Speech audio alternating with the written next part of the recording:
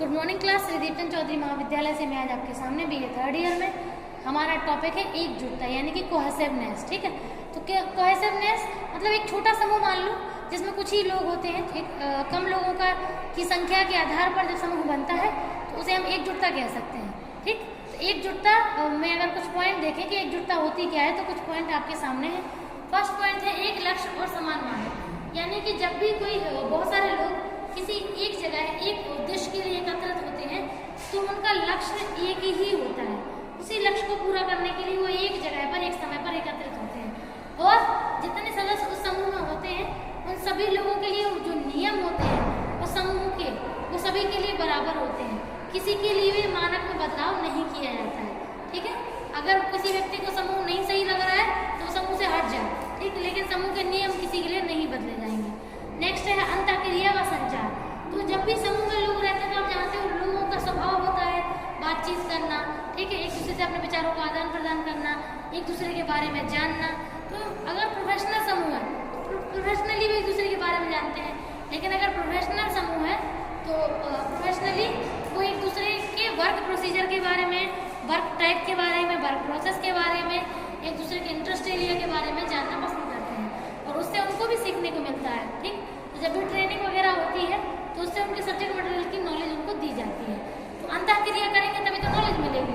अगर वो एक दूसरे से बातचीत ही नहीं कर रहे हैं ना तो अंतःक्रिया नहीं करेंगे, एक दूसरे को समझेंगे, जानेंगे नहीं, एक दूसरे से बातचीत नहीं करेंगे, कम्युनिकेशन नहीं बैठाएंगे, तब तक वो एक दूसरे के बारे में नहीं जान सकते।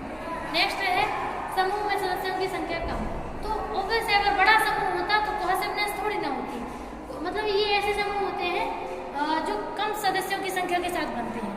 ठीक, वो ज़्यादातर समय तक कम संख्याओं के सदस्यों के साथ ही रहते हैं। नेक्स्ट है सदस्यों के प्रति, समूह के प्रति सदस्यों का समर्पण। आप तो जानते ही हैं जिस कार्य के लिए लोगों को एकत्रित किया जाता है, अगर मान लो काम करने में उनको मजा नहीं आ रहा है या फिर वो करना नहीं चाहते हैं ना, एक तरीके से उनके बहुत ज़्यादा नखरे हैं, तो जब समर्पण नहीं होगा तो वो सदस्य बने हैं जिस समूह के, उस समूह के लिए वो कुछ दे नहीं पाएंगे। और जब करेंगे नहीं तो कहीं ना कहीं उनके अंदर जो एकजुटता है वो खत्म हो जाएगी। ठीक, तो समर्पण बहुत ही ज़्यादा जरूरी है।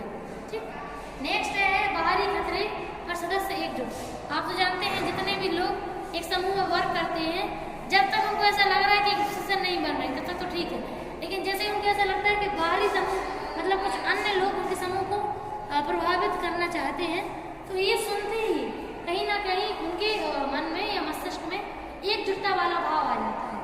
ठीक, अगला है समूह बीते कल की सफलता का इतिहास होता है, यानी कि जो भी समूह होता है वो हमेशा पास्ट में जब कई सफलताएं एकत्रित कर लेता तभी वो बना हुआ होता है। मान लो अगर उन समूह में कुछ ऐसे नियम हैं जो बिल्कुल भी सही नहीं है, वो उनको मतलब इतनी समझ में नहीं आ रहा है, सही नहीं लग रहा है, तो जब उनको नियम पसंद नहीं आएंगे या समूह सफलता प्राप्त नहीं करेगा तो समूह भविष्य में रह थोड़ी पाएगा, वो खत्म हो जाएगा। तो एकजुटता तभी बनी रहती है जब सफलताएं हैं। ठीक, अब बात करते हैं एकजुटता को प्रभावित करने वाले कार्य, यानी कौन कौन से पॉइंट एकजुटता को खत्म करते हैं। तो पहला पॉइंट है समूह पर निर्भरता की मात्रा। ठीक, यानी कि यदि ज़्यादातर व्यक्ति एक दूसरे पर निर्भर रहते हैं और हर काम के लिए, छोटे बड़े काम के लिए एक दूसरे पर डिपेंडेंट रहे, अपना काम स्वयं न करें, तो धीमे धीमे फिर ऐसे समूह जो है वो खत्म होने लगता है।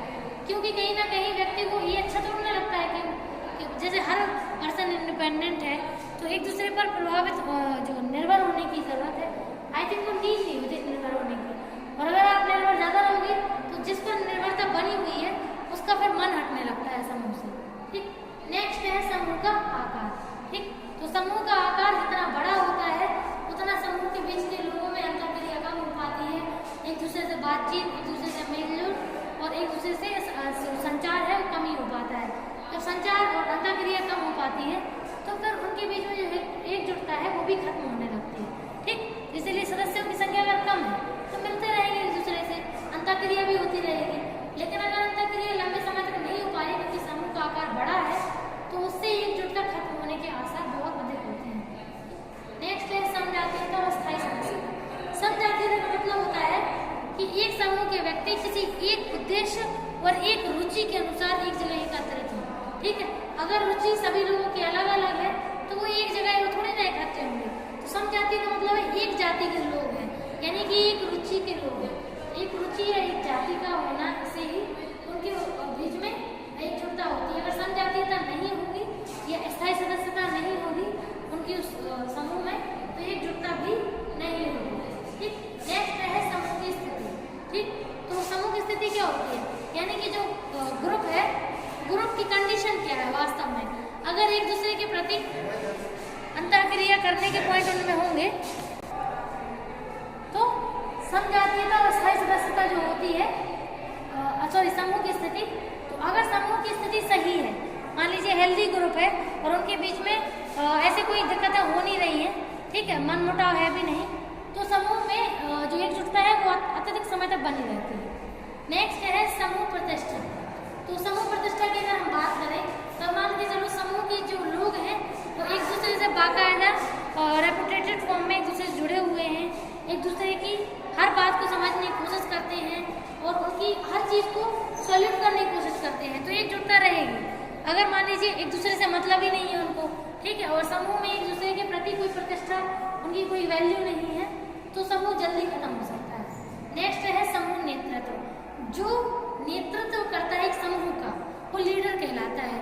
अगर वो लीडर अच्छा नेतृत्व कर रहा है तो समूह लंबे समय तक चलता है, लेकिन अगर मान लीजिए उसकी लीडरशिप अच्छी नहीं है, उसकी स्किल्स बेस्ट नहीं है, तो एकजुटता बहुत जल्दी खत्म हो जाती है। अगला है बाहरी दबाव। तो कभी कभी ऐसा भी होता है कि समूह के बाहरी लोग जो हैं वो प्रेशराइज करते हैं लोगों को, ठीक, तो उससे उनको ऐसा लगता है कि ये हमारा समूह तोड़ने की कोशिश कर रहे हैं। तो अगर मान लीजिए ऐसा उनको महसूस हुआ तो एकजुटता बढ़ जाती है, लेकिन अगर मान लीजिए वो खुद चाहते हो समूह से टूटना तो बाहरी दबाव से वो बहुत जल्दी भी कर सकते हैं। लास्ट है प्रतिस्पर्धा। अगर समूह के लोगों के बीच में प्रतिस्पर्धा चल रही है तो फिर एकजुटता बहुत ही जल्दी खत्म होती है, और वही स्पर्धा अगर दो समूहों के बीच में हो तो वो समूह में स्ट्रेंथ ज़्यादा बढ़ जाती है। ठीक है, थैंक यू।